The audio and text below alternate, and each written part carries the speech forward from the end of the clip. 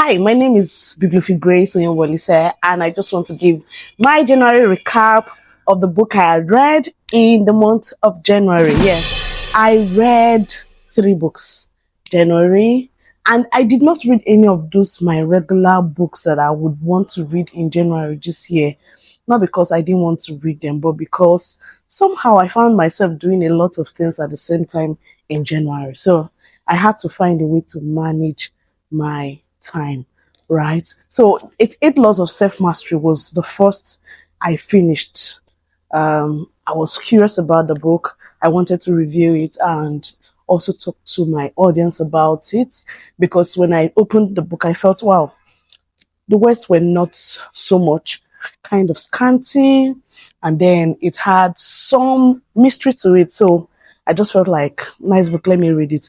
And the book is actually beautiful and lovely. I like it because, well, punchlines, like I said, that just reminds you of who you are. Like if you're craving to be someone who is standing, it tells you the characteristics you should adopt and the principles you should live by daily to be able to achieve that. So I read 3 books. It's 8 laws of self-mastery and the compound effect, which is the book of the month for Right Treasures, by the way, and then Dream Count by Chimamanda. Dream Count, I haven't finished. I'll get to it. But the compound effect, I had also finished. So the compound effect, beautiful read, and I like it. One of the biggest joy for me was that people in the book club read it. We had up to 7 persons saying that they have read, about 5 persons completing it. That's quite a win for me this year, because the truth is, most often than not, you find 2, 3 persons reading the book of the month, and to have 3 to 10 persons reading it at the time we were reading it, that was a very beautiful one. We had Rasak finished his own on the 5th of January. I never forget. And then not long after that, we had the second person who finished his own. That was the second week of January, Adebola and Pastor Debola, and that was just so exciting for me to watch. I'd read the book previously, so I was trying my best to just ensure that I was learning a lot rather than just reading so much. So yeah, the compound effect was actually a very amazing read for me. I loved it. The effects basically allows you to think about what you're doing in long term, like everything that happens now will give you result in the compounding effect in the nearest future. So whatever you're doing now, don't think about it like it's just something I'm doing to pass time. You're compounding the results. So scrolling on your phone regularly will compound to a lot of scrolling on your phone over time, and that results to years of time wasted. So investing 10 minutes to grow the skill you want to grow, or investing time to track your habits that you want to change, the triggers and all that, then you change it, is a big plus for you. So I'm not going to talk a lot about the compound effect. I want to reserve my comments because, drum rolls, we're having a book review on Saturday. Maybe by the time this review is out, we may have had the review or we may not have had the review. Either ways, we're having a review, and we're talking about it holistically. But the compound effect helps you to look at your habits, the systems around your habits, helps you to understand, to deal with overcoming negative habits by understanding the whys for your reason for doing what you're doing. So the compound effect is actually a very beautiful book, because in terms of decision making, I've seen the book help me a lot of the time. So I do certain things and I discover, and I'm asking myself, what will be the result of this thing in the next 5 years? Will you be happy with it? Yes. So Dream Count, by the way, I haven't finished this book. I haven't. It's going to enter into February. In fact, I'm in page 85. Let's be honest. I'm in page 85. And I'm glad that I made a lot of progress, because this January we had to do a lot of reading. I'm doing reading, Bible reading with the department I am in church, and I'm doing my own personal Bible reading. For me, it's been like, yes, you have to juggle this, juggle that, but it's been an exciting ride for me. But then I don't want to rush this book, because last year when I read this book, I was seriously angry with Chiamaka. But over time, I'm discovering myself in Chiamaka, you know. the lady who will shrink herself just so another person can shine, the lady who will date people and will not be true to her values just because she just feels like, what drove me back to this book after I had abandoned it last year, 2025, is the fact that literature is something that shows the ill of the society and wants us to correct it. So it's a satire, kinda, right? No matter how entertaining or how will I put it, dramatic a book could be, sometimes it's satire. So um from that perspective, I just told myself, go back and read this book, face yourself once again, and see how you can transform or change. And that's why I came back to this particular dream count.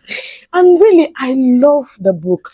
I love how Chimamanda tells her story, how she draws you in with her characters, how sometimes you're thinking this is what is going to come next, and you don't even know what is going to come next because the book started from COVID, trying to talk and explain this life of a traveler who is a writer, and then her love life, her relationship with her family, her relationship with her friends. Such a beautiful web of interconnected relationship and life.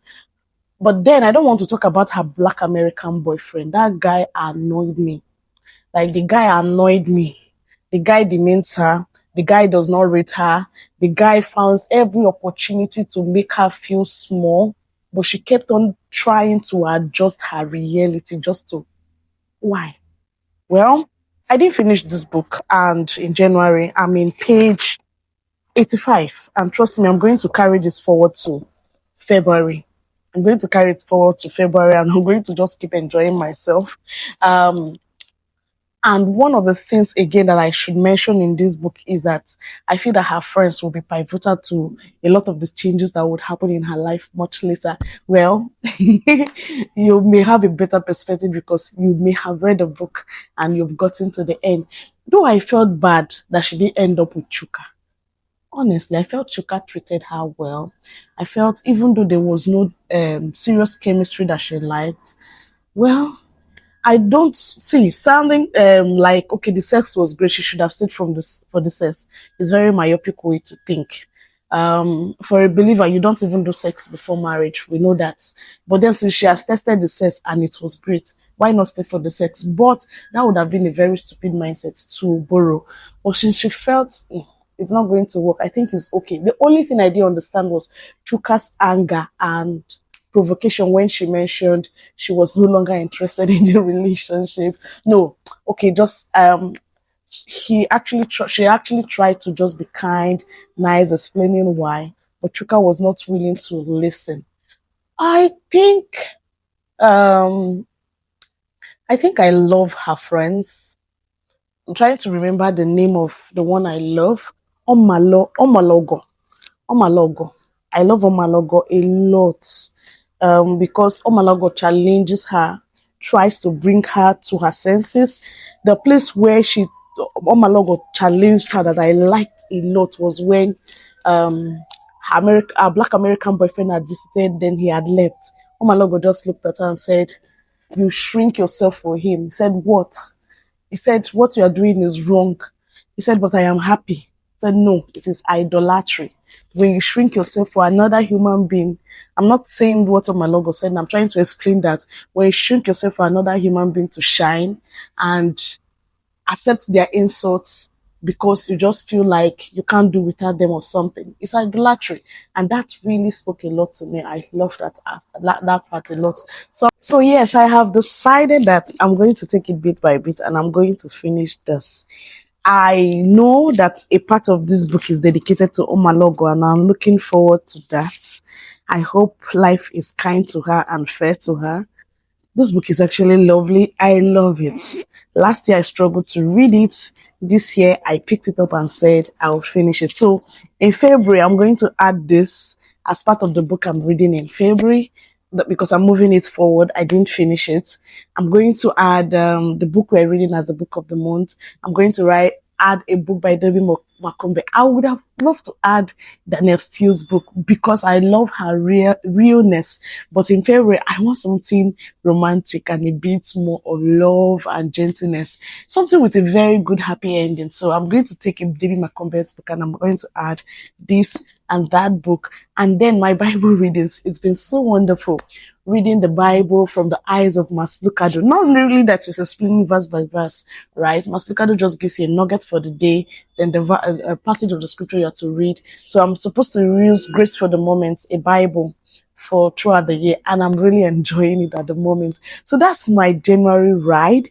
December I did The Alchemist and happy your best year ever. Oh dear God, the best year ever helped me resolve a lot of the things from the past because the book kept on buttressing that if you don't resolve things from the past, you bring it into the future and it slows you down. So best year ever did a very nice job and then help in goal setting and planning of the year. So yes, I love the best year ever. Alchemist, a lot of lessons to grab from the Alchemist in December. So I remembered I didn't give you the rundown of that, so I'm just adding it to this video.